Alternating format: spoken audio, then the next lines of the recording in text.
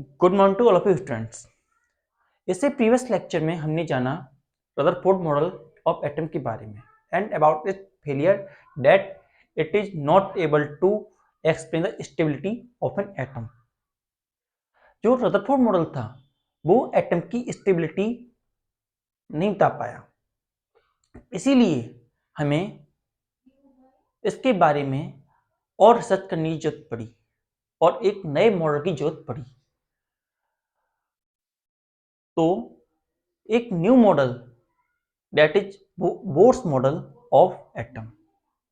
Bourse नाम के scientist थे जिन्होंने अपना मॉडल दिया और जो कमियां है, जो फ्लोनेस रदरफोर्ड मॉडल में आ रही थी उसे करेक्ट किया।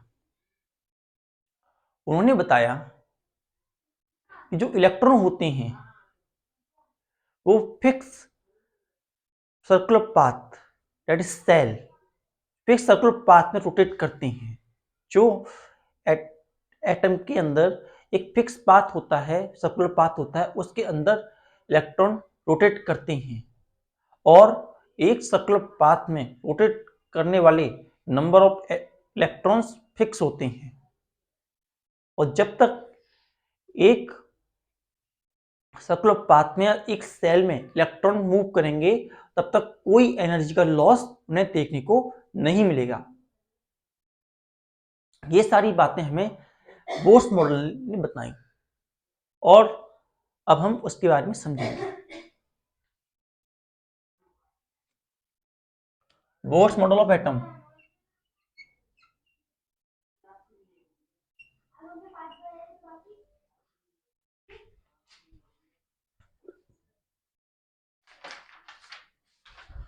Bourse model of atom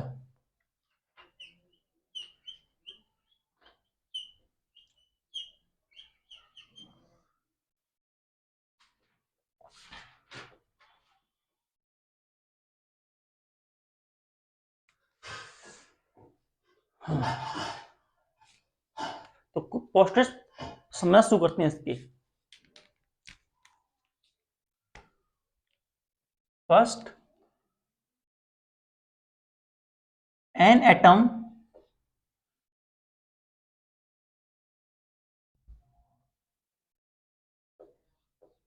consist of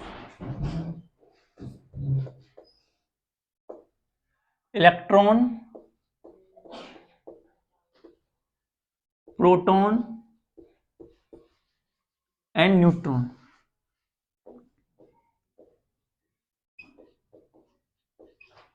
एक एटम जो होता है वो इलेक्ट्रॉन, प्रोटॉन एंड न्यूट्रॉन से मिलकर बना होता है, जहां पर जो हमारे इलेक्ट्रॉन्स होते हैं, इलेक्ट्रॉन नेगेटिवली चार्ज होते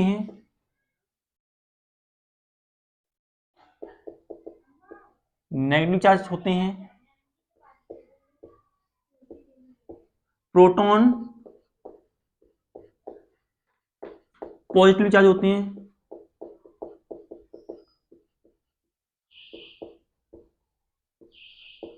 और न्यूट्रॉन के पास कोई चार्ज नहीं होता। न्यूट्रॉन्स के पास नो चार्ज, कोई चार्ज नहीं होता। Next,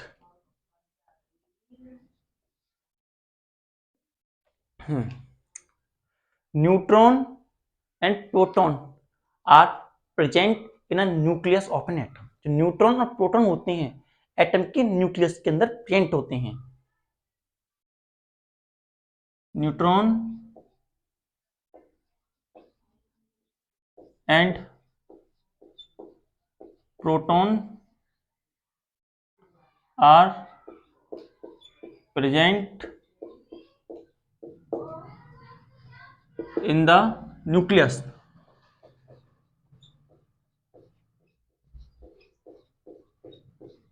of an atom।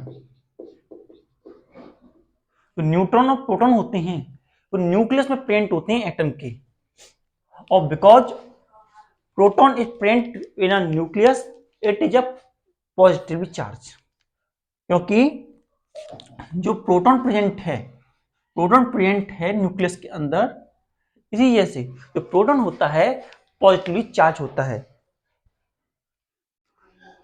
Proton is positively charge, proton is positively charge,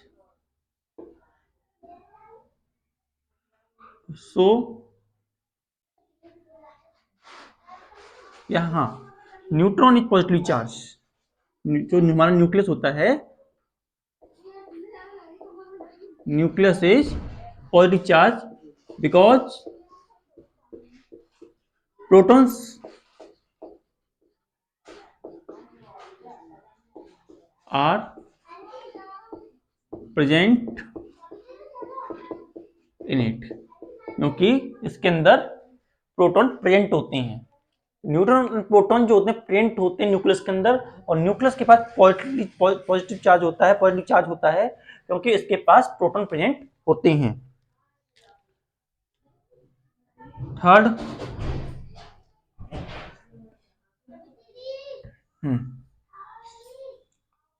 electron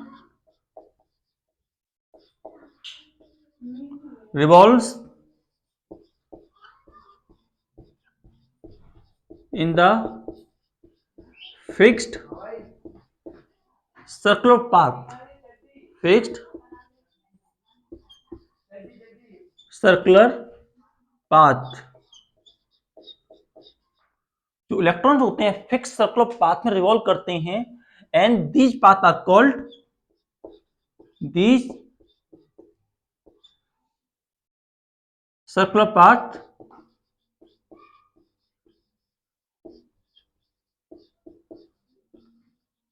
are called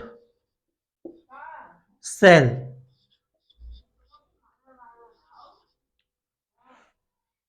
और ये सर्कुलर पाथ को हम सेल कहते हैं।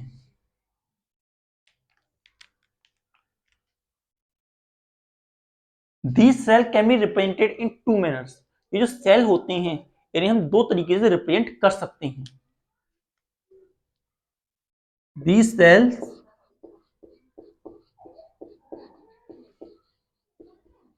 can be represented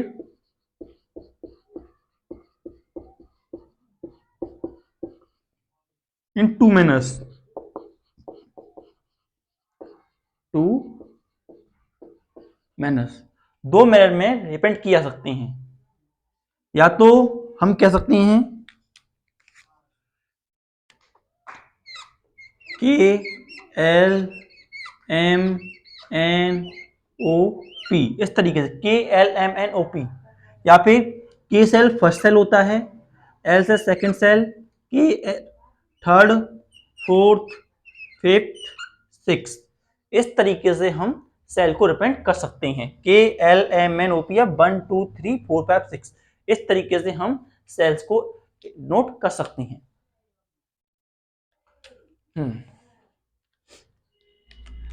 fourth,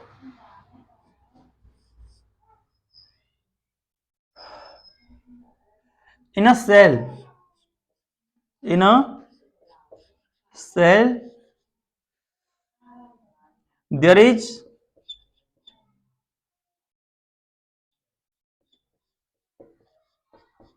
fixed number of electrons are present, there is fixed number of electrons are present।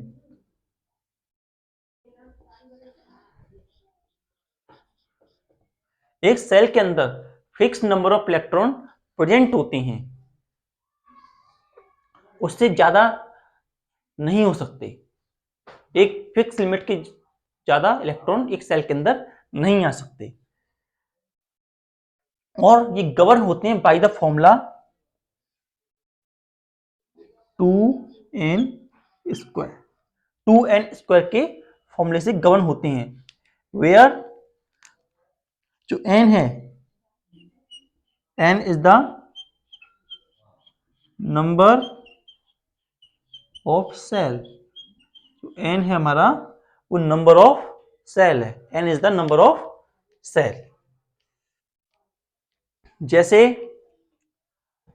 के shell के लिए लेते हैं, for K shell, for K shell, K shell में जो हमारा n है वो 1 के बराबर है, के सेल में n हमारा 1 के बराबर है, तो नंबर ऑफ इलेक्ट्रॉन कितने होंगे, नंबर ऑफ इलेक्ट्रॉन जाएंगे 2 1 का होल स्क्वायर, 2 1 का होल स्क्वायर, तो कितना हुआ 1 का whole square 1, 2 into 1 equals to 2, so number of electron कितने हुए 2। मैक्सिमम इलेक्ट्रॉन्स इन के सेल कितना होगा 2, मैक्सिमम इलेक्ट्रॉन कितने हो जाएंगे 2। नाउ फॉर, ये हमारा फर्स्ट लिया हमने, second for L shell, for L shell जो हमारा एन होगा, N become equal to 2, N बराबर कितना हो जाएगा 2 हो जाएगा, सो 2 2 का होल स्क्वायर कितना हुआ, 2 का स्क्वायर कितना होता है, 2 का स्क्वायर होता है 2 इंटू 4 इक्वल टू 8, कितना हुआ 8, मैक्सिमम इलेक्ट्रॉन कितने हो गए 8 हो गए, maximum electrons 8, maximum electrons in L is 8, maximum electron in 8, maximum electron कितने हो गए 8 हो गए by using this formula. Third, maximum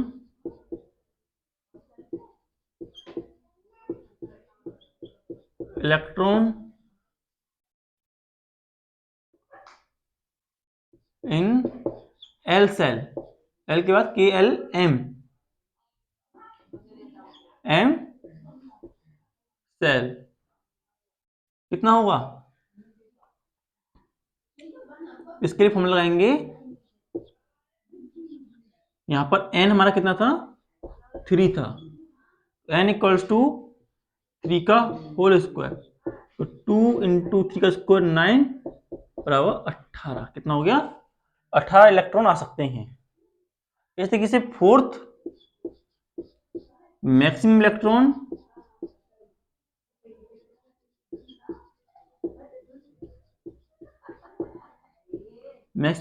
in K L N, in N cell,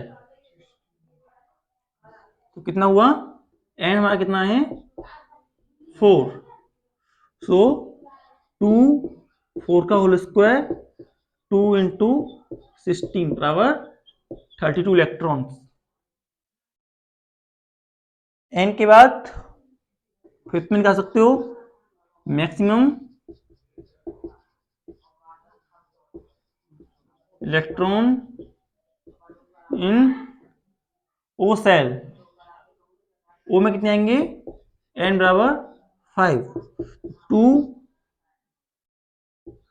5 का होल स्क्वायर 2 इंटू 25 बराबर 50।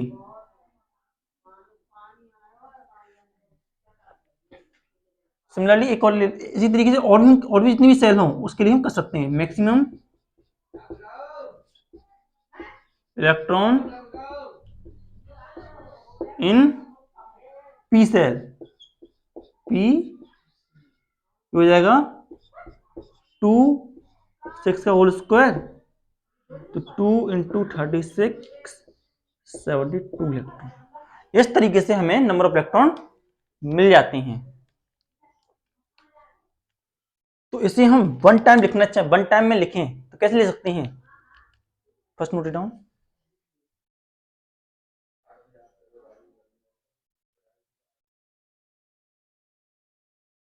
हम इसे लिख सकते हैं ऐसे,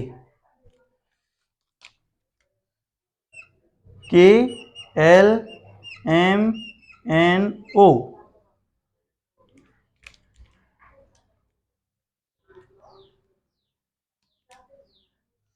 and 2, 8, 18, 32, 15 और 72 इन P। इस तरीके से लिख सकते हैं। क्या मतलब है? K सेल में मैक्सिमम नंबर इलेक्ट्रॉन 2 आ सकते हैं, L सेल में मैक्सिमम नंबर इलेक्ट्रॉन 8 आ सकते हैं, N में 18 आ सकते हैं, N में 32, O में 15, P में 72 number of electron, maximum number of electron attain हो सकते हैं।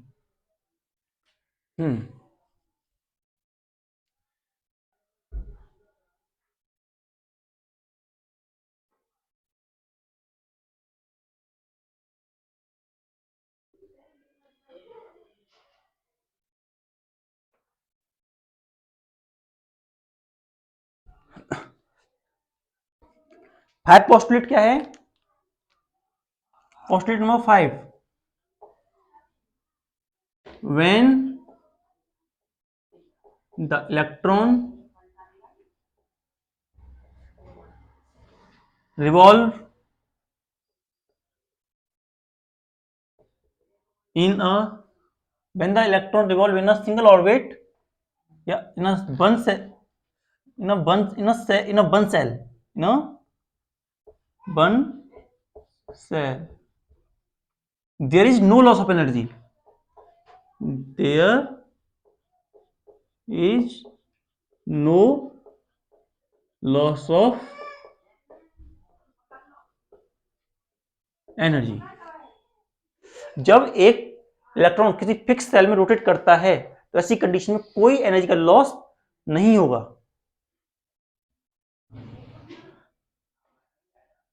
सिक्स्थ,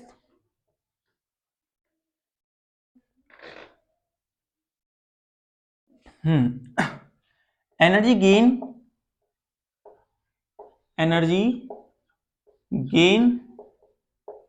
और loss by an electron only when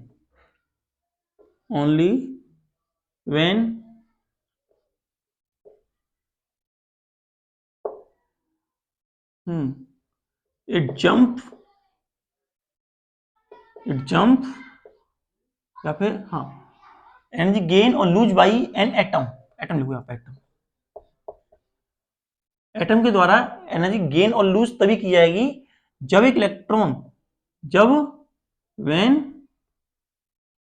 an electron jump from one orbit to another orbit।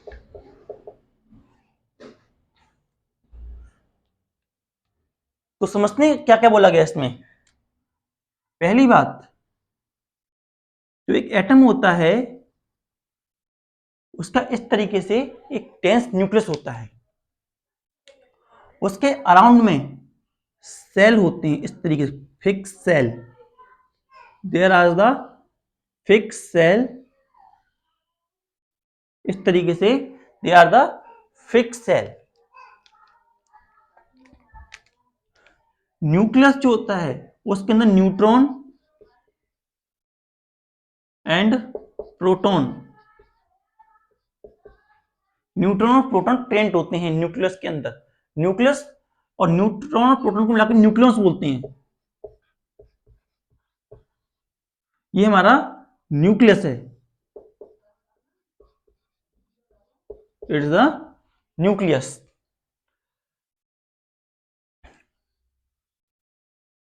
जो ये सेल है ये हमारा के सेल है, ये इसे बोलते हैं एल सेल, ये हमारा एम सेल, और ये है हमारा एन सेल, के एल एम एन सेल। इसे हम ऐसे भी कह सकते हैं 1 2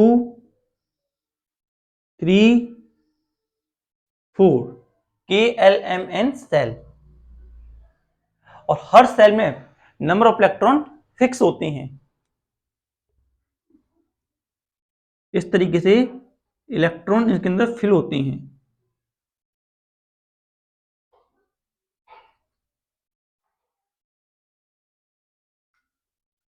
इन दैट मैनर,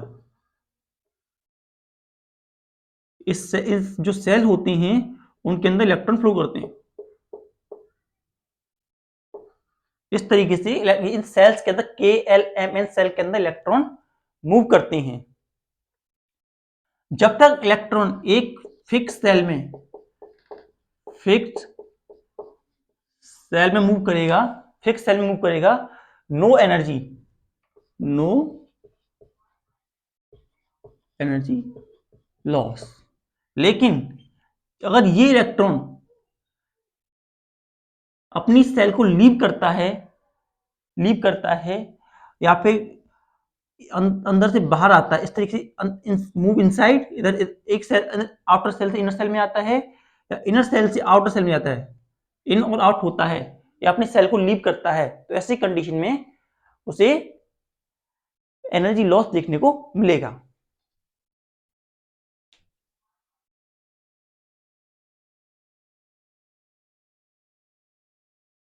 तो जल्दी से एक बार हम समझ लेते हैं हमने क्या क्या समझा अभी तक। पहला कि जो एक एटम होता है, बोर्स मॉडल के अकॉर्डिंग एक एटम जो होता है उसके पास एक न्यूक्लियस होता है।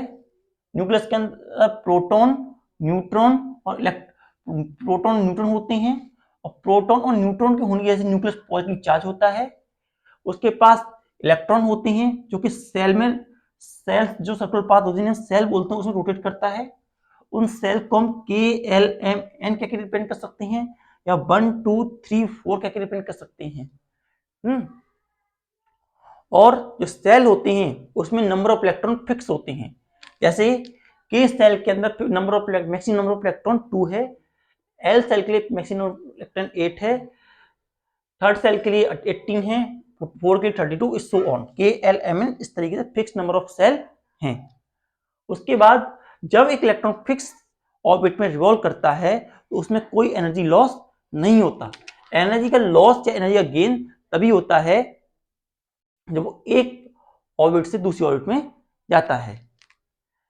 देखो, अगर कोई एटम आउटर ऑर्बिट से क्या हुआ, आउटर